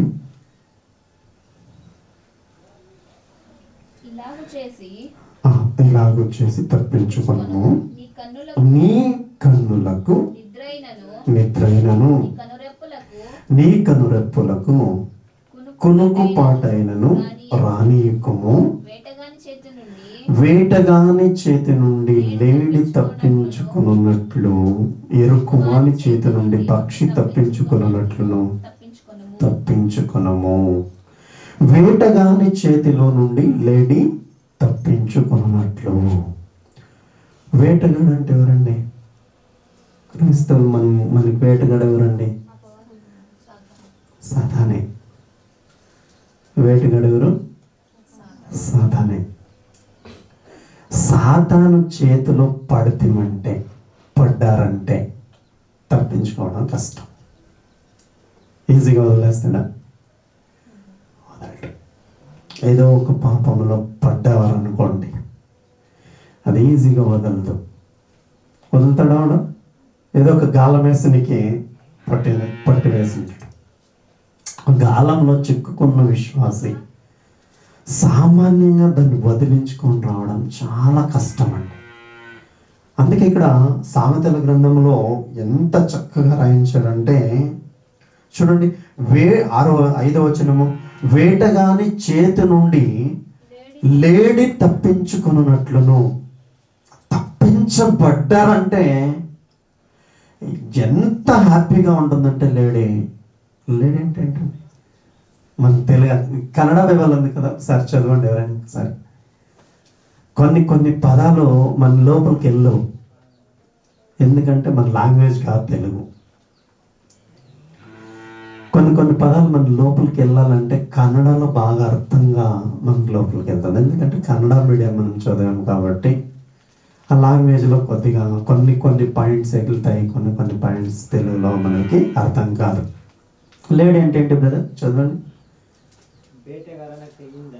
ಬೇಟೆಗಾರನಕೈಯಿಂದ లేడీ అంటే ఏంటి? చదివేవారికి ఎవరికైనా తెలిసిందా లేడీ అంటే పని? ఎవరో కొంతమందికి అర్థమవుతుంది, కొంతమందికి లేడంటే ఏంటండి ఏ లేటి? జింక వేట కానీ చదువు బ్రదర్. ఎట్లు పారుతుందండి అది? చూసారా జింక ఎట్లా పారుతుందో? ఎంత స్పీడ్గా పారుతుందో తెలుసా? తన శక్తి ఎంత ఉందో అంత వినియోగిస్తుంది. దాని శక్తి ఎంత ఉందో అంతా వినియోగించి ఏం చేస్తుందంటే వేటగాని నుంచి తప్పించుకోవడానికి పారుతుంది. వేటగాని నుంచి. ఎందుకంటే దొరికిందంటే అంతే, అది అంతే కదా. చేపలు పట్టే వాళ్ళు ఎంతమంది పట్టారండి? ఇక్కడ పట్టారు కదా. నేను కూడా పడతానండి చేపలు. ఎప్పుడైనా నేను తక్కువైనా పడతా. దొరికింది అనుకోండి, ఫస్ట్ ఏం చేస్తాను తెలుసా? దాని మూత ఉంటుంది కదా, రెక్కలు, సైడ్ రెక్కలు ఉంటాయి కదా, దాన్ని మీరు చేస్తానండి ఫస్ట్. ఎందుకు మీరు చేస్తాను? మిస్ అయ్యి నీళ్ళకు పొడింది అనుకో, అది దొరకదు. ఇంకా మిస్ అయ్యి నీళ్ళు పడిందంటే అది దొరకదు, ఇంకా అంతే, ఎస్కేప్. అందుకు ఏం చేస్తాను? పట్టుకోగానే ఏం చేస్తాను? దాన్ని ఎవరు చేస్తాను, కదలకూడదు. వేటగాని చేతిలో పడినటువంటి విశ్వాసాలు చాలా మంది ఇరుక్కొని ఉంటారండి. ఏం చేస్తారు తెలుసా? వాడు ఇరుక్కును పెట్టేసి ఉంటాడు, వదిలించుకోవడానికి కుదరదు, అలా పెట్టుకుంటాడు. అందుకే పౌలు గారు నిజంగా పేతురు గారు ఇక్కడ రాసినటువంటి అదే 5వ అధ్యాయము 8వ వచనం రండి ఒకసారి. వాడు తిరుగుతూ ఉంటాడు. ఎవరు మనసిస్తారో, నాకు ఎవరు మనసిస్తారో, వాని పనే అది. వాని పని ఏంటి? అదే. ఎవరు లోపడతారో వాన్ని నొక్కేద్దాం, ఎవరు మనసిస్తారో వాన్ని దూరం చేస్తాం, దేవుని నుండి దూరం చేస్తాం అనేది మన ఆలోచన. పేతురు గారు రాసినటువంటి పత్రిక 5వ అధ్యాయం 8వ వచనము చదువుకొని మనం ముందుకు వెళ్దాం. ట్రైనరా, ఏ బుద్ధి ఉండాలండి మనకు? Very good point. ఏ బుద్ధి ఉండాలి? నిబ్బరమైన బుద్ధి ఉండాలి. చాలా విశేషం అండి క్రైస్తవులకి నిబ్బరమైన బుద్ధి. ఇది చేయకూడదంటే అది చేయకూడదు. సింహాల బోన్లో నుండి రావడానికి కారణం ఏంటండి? దానియేలు రావడానికి కారణం ఏంటి? నిర్దోషి. ఎవరైనా నిర్దోషి, పాపము లేనివాడు. మరి క్రైస్తవులు అనిపించుకుంటుంటాం, చాలా సంవత్సరాల నుండి క్రైస్తవులు అనుకుంటుంటాం, కానీ లోపల మారదు, బుద్ధి మారు, నిర్భరమైనటువంటి మనసు ఉండదు. దేవుడు ఏం చెప్తాడో అది చక్కగా పాటించేవారంటే దేవునికి ఇష్టం అండి. ఇక్కడ ఎలానో నడిచిపోతూ ఉంటాయి, భూమి మీద అన్నీ నడిచిపోతూనే ఉంటాయండి. తెచ్చేస్తూ ఉంటారు, తింటూ ఉంటాం, దుడుస్తూ ఉంటాం, సంపాదన చేసుకుంటూ ఉంటాం, ఏ కొరకు ఉండదు. అందుకే కదా పౌలు గారు చెప్పింది. చూడండి, వీటిలో ఏటైనా మనకి ఏమైనా కొరువు ఉన్నాయేమో ఒకసారి చూసుకొని వెనకేసుకొని మనం ముందుకెళ్దాం. రోమపత్రిక 8వ అధ్యాయం 35వ వచనం. రోమపత్రిక 8వ అధ్యాయము 35వ వచనం, 35, 36 చదవండి. క్రీస్తు ప్రేమ నుండి మనలను ఎడబాపువాడు ఎవడు? ఎవడు దగ్గర మనం ఏం పెట్టుకోవాలి? ఒకడు ఉన్నాడని మనం జ్ఞాపకం పెట్టుకోవాలి. ఎవరున్నారు? సాతాను ఉన్నాడు అని మనం తెలుసుకోవాలి. అలాగే పేతురు గారు చెప్పినట్టుగా మనల్ని మింగేయడానికి మన చుట్టూ ఎవరిని మింగుదునా అని సాతాను తిరుగుతూ ఉంటాడని కూడా పేతురు గారు చెప్పారు. అది కూడా మనం జ్ఞాపకం పెట్టుకోవాలి. అలాగే శ్రమ అయినను బాధ అయినను. శ్రమ ఉందండి ఎవరికైనా? ఇక్కడ చాలా శ్రమ అండి. దేవుని దగ్గర నేను ఉండలేకపోతున్నాను, యథార్థంగా బ్రతకలేకపోతున్నాను. ఉందా అంత శ్రమ? ఎవరికైనా ఉందా? లేదు. హ్యాపీగానే ఉన్నాం కదా, హ్యాపీగానే ఉన్నాం. అలాగే ముందుకు చదివితే బాధ ఎవరికైనా ఉందా? చాలా బాధ అండి. నేను ప్రార్థన చేసుకోవడానికి నాకే ఇంట్లో కుదరట్లేదు. రాగానే తన్నుతున్నాడు, రాగానే తిడుతున్నాడు, రాగానే కొడుతున్నాడు, ప్రార్థన చేసుకోవడానికి కుదరదు అన్నారు. నాకు కూడా లేదు. అలాగే ముందుకెళ్తే హింస ఎవరికైనా ఉందా? హింసిస్తున్నారు ఎవరైనా? ఇక్కడ మనం ఇంతసేపు నుంచి కూర్చున్నాము, పాటలు పాడాము, వాక్యం ధ్యానిస్తున్నాము. ఎవరైనా వచ్చి హింసిస్తున్నారు మనల్ని? ఎందుకు కూర్చున్నారా మీరు? ఆ రోజుల్లో ఉండేవండి, అది కూడా ఈ రోజుల్లో లేదు. దాన్ని కూడా దూరపరిచాడు దేవుడు. ఏదైతే దూరపరిచాడండి మనకి దేవుడు? దేవుని స్తుతించడానికి ఇక్కడ మనకి చాలా అవకాశాలు ఉన్నాయి. చూడండి, శ్రమ లేదా? శ్రమ లేదా? శ్రమ లేదు కదా. శ్రమ లేదు కాబట్టి దేవునికి మహిమ కలుగును గాక. చెప్పండి అందరూ. శ్రమ మనకి ఎవరికి లేదు కనుక దేవుని ప్రేమ నుండి దూరపరచడానికి దేవుని నామానికి మహిమ కలుగును గాక. శ్రమ లేదు కాబట్టి చెప్పండి ప్రేమరా, శ్రమ లేదు కాబట్టి దేవుని నామానికి మహిమ కలుగును గాక. బాధ లేదు గనుక దేవుని నామానికి మహిమ కలుగును గాక. మహిమ కలుగును గాక. హింస కూడా ఉందా? ఎవరికైనా హింస ఉందా? దేవుని ప్రేమ నుండి మనల్ని దూరపరచడానికి హింసిస్తున్నారు ఎవరైనా మనల్ని? ఎవరు లేదండి. అందుని బట్టి కూడా దేవాది దేవుని నామానికి మహిమ కలుగును గాక. చెప్పండి, హింస లేదు గనుక నీ నామానికి మహిమ కలుగును గాక. అలాగే ముందుకెళ్తే కరువు ఉందా ఎవరికైనా అక్కడ? ఇప్పుడు రాత్రి తిన్నామండి, ఇప్పుడు వెళ్ళి తిన్నామంటే ఏం లేదండి మాకు ఇంట్లో. ఉన్నారు ఎవరైనా? ఉన్నారండి? ఎవరు కూడా లేరు. ఎవరు కూడా లేరండి. చాలామంది ఉన్నారు బయట. ఉన్నారా లేదా? బయట ఉన్నారా లేదా? శ్రమ ఉన్నవారు ఉన్నారా? ఉన్నారు. కరువు ఉన్నారు. హింస ఉన్నారండి. చాలామంది ఉన్నారు. నిజంగా మనకు లేదు. మనం దూరం కాకూడదు క్రీస్తు ప్రేమ నుండి. అయిదామా? దూరం అవుదామా? ఎంతమందికి ఇష్టం అండి దూరం అవడానికి? ఎవరైతే దూరం కావాలనుకుంటారో వారు దేవునికి శత్రువులు, దేవునికి మిత్రులు కాదు. వాళ్ళు దేవునికి శత్రువులు. అప్పుడే పాట పాడేటప్పుడు సోదరుడు నాగరాజు గీతం పాట పాడేటప్పుడు పాపమునకు సంగమందు చోటు లేదు ఉందా? మరి మనం వచ్చుకోవచ్చు. మనం ఇక్కడ కూర్చుంటున్నామంటే పాపము చేయకూడదని అర్థం. ఇక్కడ కూర్చుంటున్నామంటే చేయకూడదు, దాని చోటు మనలో ఉండకూడదని అర్థం. పిల్లరా నిజంగా అలాగే ముందుకు చదువు. ఖడ్గం వస్త్రహీనత ఏదైనా ఉందండి? ఇప్పుడు కట్టుకొని వచ్చానండి, ఇప్పుడు వేసుకొని వచ్చాను బట్టలు, ఇంటికి వెళ్తే ఇంకొక డ్రెస్ లేదండి మాకు, దీన్ని ఉతికి వేసుకోవాలన్నారు. ఉన్నారా? లేదండి. ఎన్ని ఇచ్చాడు దేవుడు, ఎంత ఇచ్చాడు, ఎంత మేలు చేశాడు. చేశాడా లేదా? చేశాడు. ఒకనొక కాలంలో ఒక్క బట్ట మాత్రమే ఉండేది, ఒక డ్రెస్ మాత్రమే ఉండేది.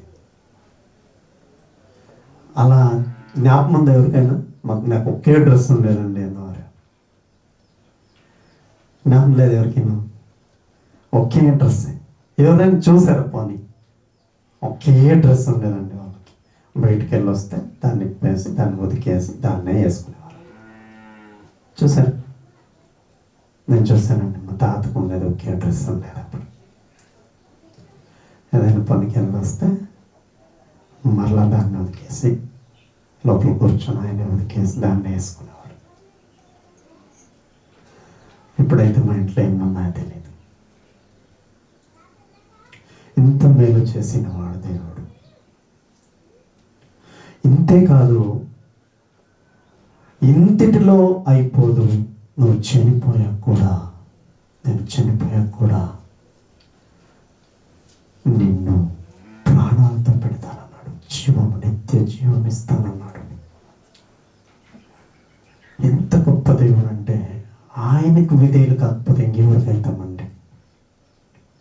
నిజంగా అలాంటి ప్రేమ చూపించేవారు ఎవ్వరు కూడా లేరు, ఎవ్వరు కూడా ఉండరు. మనం నిజంగా బాగుండాలని కోరుకునేవాడు మన కన్న తండ్రి.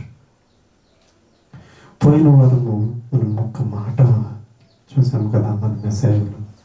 ఎవరికైనా ఒక్క మాటకి ఉందండి, ఒక్క మాట.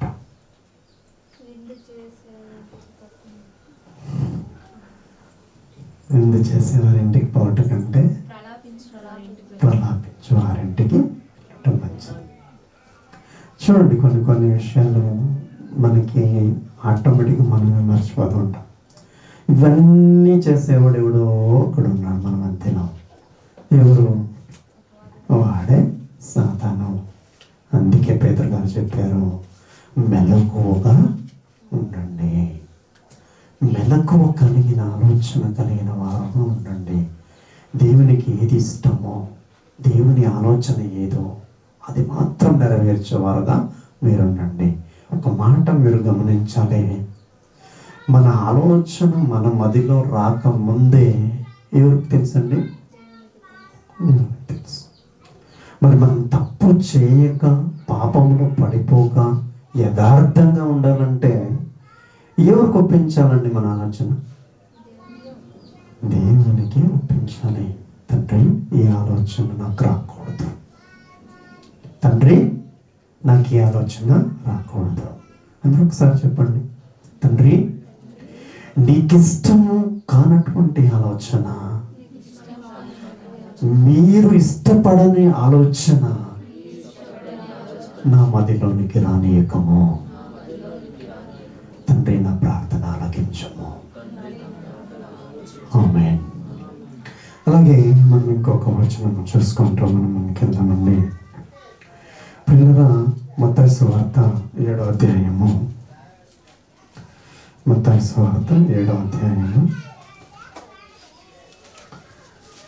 చాలా విషయాలు యేసు ప్రభుల వారు భూమి మీద ఉన్నప్పుడు చాలా విషయాలు శిష్యులకు చెప్పారు.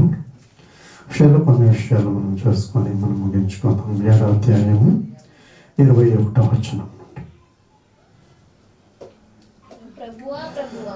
ప్రభువా ప్రభువా అని నన్ను పిలుచు ప్రతివాడును పరలోక రాజ్యములో ప్రవేశింపడు గాని పరలోకమందున్న నా తండ్రి చిత్త ప్రకారము చేయువాడే ప్రవేశించను. చాలా మంది చాలా రకాలుగా, చాలా విధాలుగా ఆరాధనలు చేస్తున్నారు, ప్రార్థనలు చేస్తున్నారు, విజ్ఞాపనాలు చేస్తున్నారు, ఉపవాస కోడికలు చేస్తున్నారు, రాత్రి కోడికలు చేస్తున్నారు, అమావాస కోడికలు కూడా చేస్తున్నారు. చాలా మంది చేస్తూ దయ్యాలను కూడా వెళ్ళగొడుతున్నారా? కనబడుతున్నారా? పోయిన క్లాస్లో నేను క్వశ్చన్ మర్చిపోయాను. ఒక ప్రొఫెసర్ క్వశ్చన్ వేయాలనుకుంటున్నాను. నేను ఆ క్వశ్చన్ అలాగే రాసి పెట్టుకున్నాను. నెక్స్ట్ క్లాస్లో ఆయనకి వేయాలనుకుంటున్నాను. నేను చాలామంది దయ్యాల్ని వెళ్ళగొడుతున్న వారు ఉన్నారు, స్వస్థతల గురించి ప్రార్థనలు చేస్తున్న వారు ఉన్నారు. కానీ వారు పైన వాటిని చాలా అబ్జర్వేషన్గా చూస్తున్నారు. పైన ఏం నడుస్తున్నాయో వాటిని చాలా అబ్జర్వేషన్గా చూస్తున్నారు. కానీ లోపల ఒక అంతరాత్మ పురుషుడు ఎలా ఉన్నాడో చాలామంది వాటిని చూస్తారు. పై పైన సంఘాలు పెంచుకోవడానికి, సంఘాల్లో జనాలు రావడానికి, సంఘాల్లో జనాలు కూర్చొని రావడానికి, సంఘాల్లో చూపించుకోవడానికి చాలామంది చాలా రకాలుగా ప్రయత్నిస్తున్నారు. కొన్ని సంఘాల్లో చూస్తుండండి, కొన్ని సంఘాల్లో ప్రార్థన చేస్తారు. ఆరాధన చేస్తున్నప్పుడు ఎలా చేస్తారు తెలుసా? ఏమో ఆయన చెవిటోడేమో, ఆయనకి వినబడదేమో అన్నట్టు ఏం చేస్తారు తెలుసా? ఏం చేస్తారు? వినబడదు ఆయనకి. మేము ఇప్పుడు కూర్చొని నేర్చుకుంటున్నాము. ఏదో ఒక సబ్జెక్ట్ గురించి తెలుసుకుంటున్నాం. మనం చేస్తున్న ప్రార్థన ఆయనకి వినపడుతుందా లేదండి? వినిపిస్తుంది. అరుస్తూ ఉంటారండి, బయట ఎక్కడో కూర్చున్న వారికి వినపడాలి. వాళ్ళు ఎలా ఉంటుందంటే ఇలా చేస్తేనే వినపడుతుందేమో దేవునికి. వాళ్ళే ఈ దయ్యాలు వదిలించేవారు. అందుకే ప్రభు ఏమంటున్నాడు అండి ఇక్కడ? ఏమంటున్నాడు? ప్రభువా ప్రభువా అని నన్ను పిలుచు ప్రతివాడును పరలోక రాజ్యములో ప్రవేశింపడు గాని పరలోకమందున్న నా తండ్రి చిత్త ప్రకారము చేయువాడెవడో, నా తండ్రి చిత్త ప్రకారము, ఆయన ఇష్ట ప్రకారముగా ఎవరు నడుచుకుంటారో వాళ్ళే పరలోకానికి వెళ్తారన్నమాట. ఎవరు చెప్పిన మాట ఇది? సేవకుడు ఎవరైనా చెప్పారా ఈ మాట? శిష్యులు ఎవరైనా చెప్పారా పోనీ మాట? పేతురు గారు, పౌలు గారు, వాళ్ళు ఎవరైనా చెప్పారా ఈ మాట? ఎవరి నోటి నుంచి వచ్చిందండి ఈ మాట?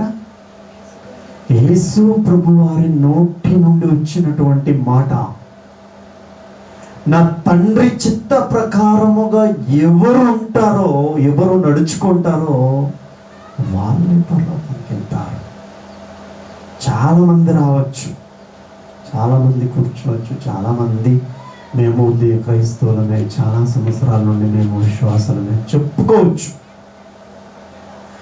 కొంతమంది పాస్టర్లు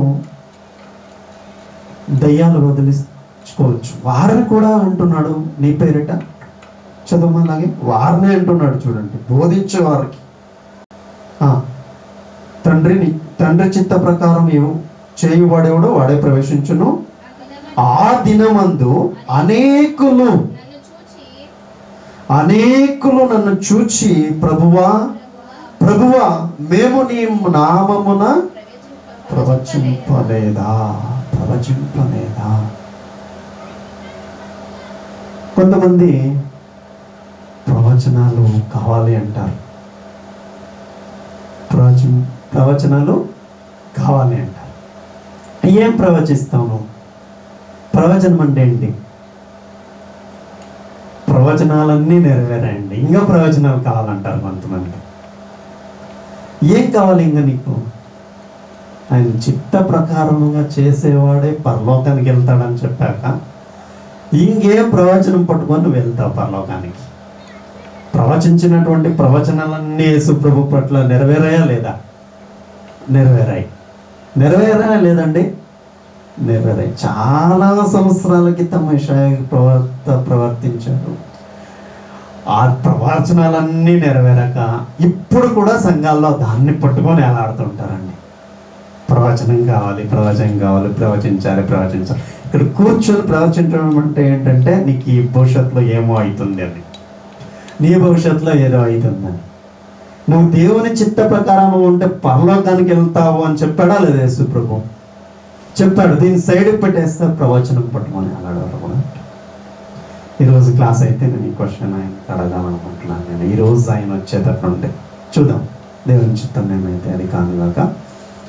ప్రియులారా, ప్రవచనం పట్టుకొని మనం వెళ్తామా? మన యథార్థతను బట్టి మనం దేవుని ఇష్టానుసారంగా నడుచుకుంటే పరలోకానికి వెళ్తామా? ఏదో ఎవరితో చెప్పారు, నాకు మంచి పాస్టర్ అవుతావయ్యా నువ్వు అన్నాడు, ఆయన చెప్పాడని నేను పరలోకానికి వెళ్తానా? లేదా నా యథార్థతను బట్టి దేవుని ఇష్టాన్ని నా పట్ల నా లోపల నెరవేరుస్తాను కాబట్టి వెళ్తానా? ఇప్పుడు ఒక పెద్ద పాస్టర్ వచ్చాడు, మంచి పాస్టర్ అయిపోతావయ్యా ముందు అన్నాడు. అయిపోతానా? దేవుని ఇష్టాము నెరవేరుస్తే అవుతానా? దేవుని ఇష్టాన్ని నెరవేరుస్తే పరలోకానికి వెళ్తాను. పెద్ద పాస్టర్ కాకపోవచ్చు, వెళ్తామా లేదా? మనం దేవుని ఇష్టాన్ని మనం నెరవేరిస్తే దేవుని రాజ్యాన్ని సుసంతరించుకున్నాం. కానీ అందుకే ప్రభు అన్నాడు, చదవమా అదే వచనం ముందుకు, 23వ వచనం అండి.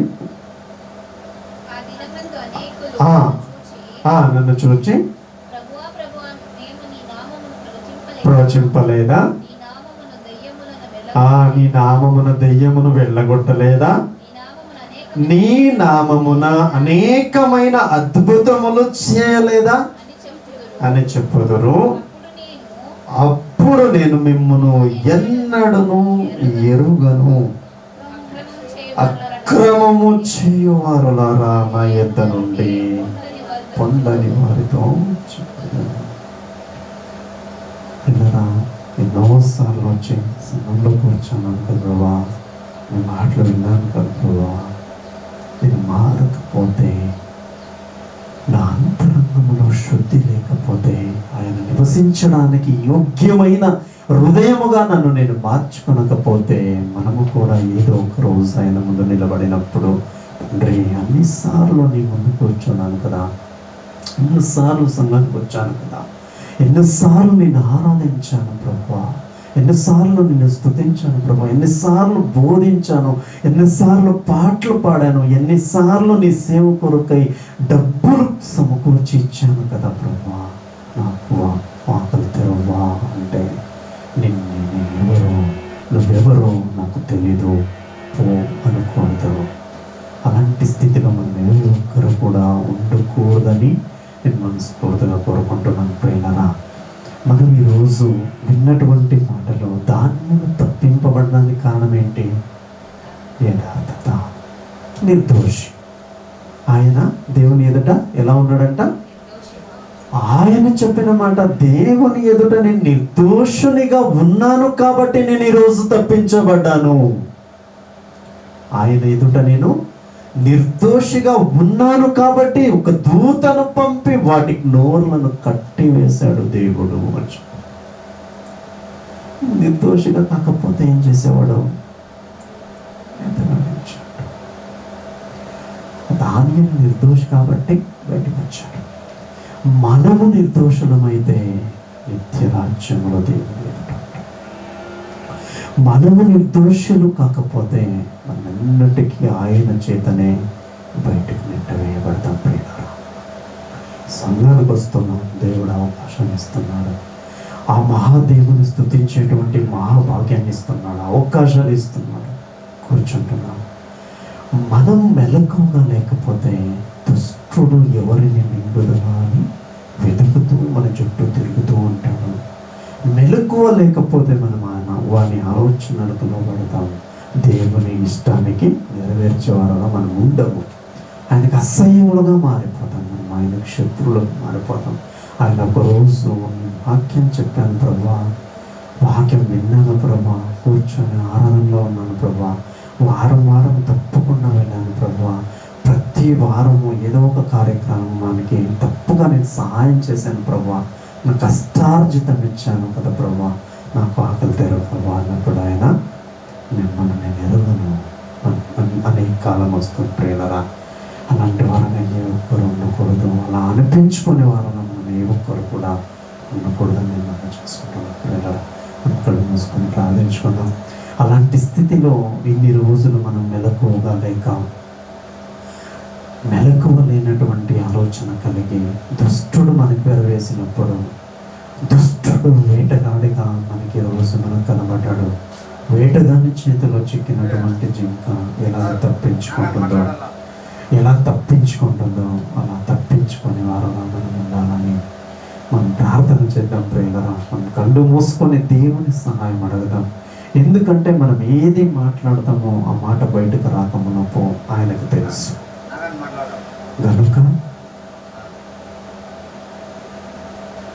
మనం కళ్ళు మూసుకొని ప్రార్థించుకుందాం. పరిశుద్ధుడు, మహాపరిశుద్ధుడు అయిన మా కన్న తండ్రి, నిఘనమైన మహోన్నతమైన సర్వోన్నతమైన మనకు కోటి స్తోత్రములు మనం చెల్లిస్తున్నాం ప్రభా. ఇలాంటి ధన్యత మాకు ఇచ్చారు ప్రభా. ఏ విధంగా కోరుకొని ఈ మాటలు ధ్యానించుకునే మహాభాగ్యాన్ని ఇచ్చారు.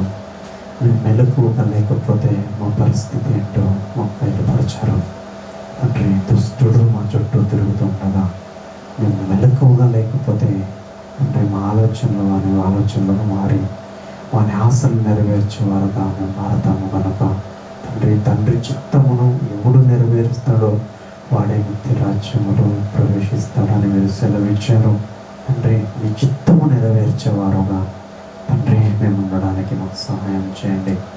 ఎందుకంటే తండ్రి, మేము రేపు ఏది చేస్తామో, మేము ఈరోజు ఏది చేస్తామో చేయక మునుపే తండ్రి అది మీకు తెలుసు కనుక, అది మీ చేతుల్లో నుండి, మీ ఆలోచనలో నుండి అది బయలుదేరుతుంది కనుక, మీలో నుండి అది బయలుదేరుతుంది కనుక తండ్రి, మంచి ఆలోచన, తండ్రి చిత్తాన్ని నెరవేర్చే ఆలోచన, తండ్రి చిత్తానికి లోబడే ఆలోచన, ప్రవర్తన తండ్రి మాకు దయచేయమని, మేము కూడా తండ్రి దానియేలు ఎలాగైతే నిర్దోషుడుగా మీకు కనబడ్డాడు, తండ్రి సింహుల గృహంలో నుండి తప్పింపబడ్డాడు, మేము కూడా నిర్దోషులమైతే తప్పకుండా మేము నిత్య రాజ్యాన్ని స్వతంత్రించుకుంటాము కనుక నిర్దోషులుగా మమ్మల్ని అందరినీ మార్చండి తండ్రి. మమ్మల్ని కనికరించి తండ్రి మా పాపాలను క్షమించి మా కొరకై లోకానికి వచ్చి మీ రక్తాన్ని కార్చి తండ్రి ఆఖరి రక్తపు బొట్టు కూడా మా కొరకై కార్చేశారయ్యా తండ్రి. దానికి విధేయులుగా ఉండే మహాధన్యత, కృప, జీవితాన్ని మాకు అందరికీ దయచేయమని అనుకొని వేడుకొనుచున్నాను. నీ పాదాలు పట్టుకొని బతిమాలకొనుచున్నాను. సహాయం చేయండి. నీ ఎదుట నిర్దోషులుగా కనబడితే మాకు చాలు తండ్రి. అలాంటి ధన్యతలోనికి సంఘాలన్నింటినీ నడిపించమని తండ్రి, ప్రతి సంఘమును జ్ఞాపకం చేసుకోమని తండ్రి. మేమే తప్పిపోతే అన్యులు తండ్రి ఎలా ప్రభా, అన్యులకు మార్గదర్శులుగా మేము ఎలా ఉండగలము తండ్రి. ఎల్లప్పుడూ నిన్ను ఆరాధించే మేమీ ప్రేమ లేకపోతే, మాలోనే ప్రేమ లేకపోతే, మాలోనే కనికరం లేకపోతే, మాలోనే క్షమించే గుణము లేకపోతే, మాలోనే తగ్గించుకునే స్వభావము లేకపోతే, మాలోనే విధేయత మనస్సు లేకపోతే తండ్రి నీకు ఎలా వస్తుంది ప్రభా? మమ్మల్ని మొదట మార్చమని, సంపూర్ణంగా మమ్మల్ని మార్చమని, సంపూర్ణంగా మా ఆలోచనలు మార్చమని తండ్రి.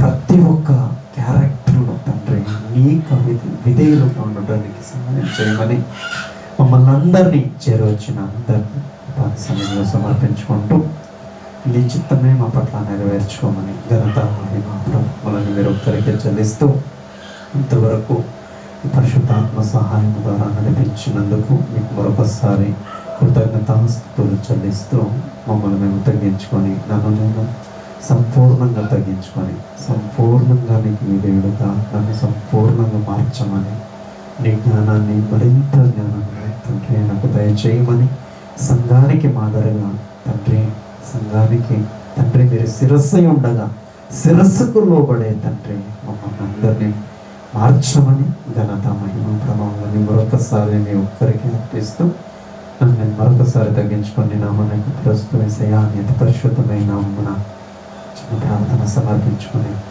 వేడుకొని పొంది ఉన్నానని నమ్ముచున్నాను నా కన్న తండ్రి. ఆమేన్. Thank you.